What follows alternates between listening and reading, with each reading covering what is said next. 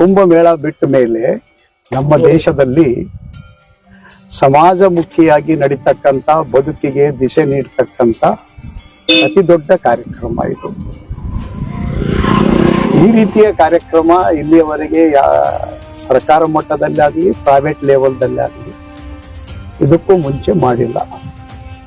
ಪ್ರಗತಿ ಮೈದಾನದಲ್ಲಿ ದೊಡ್ಡ ದೊಡ್ಡ ಕಲ್ಚರಲ್ ಪ್ರೋಗ್ರಾಮು, ವ್ಯಾಪಾರ ಮಳಿಗೆಗಳು ಇತ್ಯಾದಿ ದೆಹಲಿಯಲ್ಲಿ ನಡೀತವೆ, ತಿಂಗಳಾನುಗಟ್ಟಲೆ ನಡೀತವೆ. ದೇಶ ಜಗತ್ತಿನ ಜನ ಬರ್ತಾರೆ.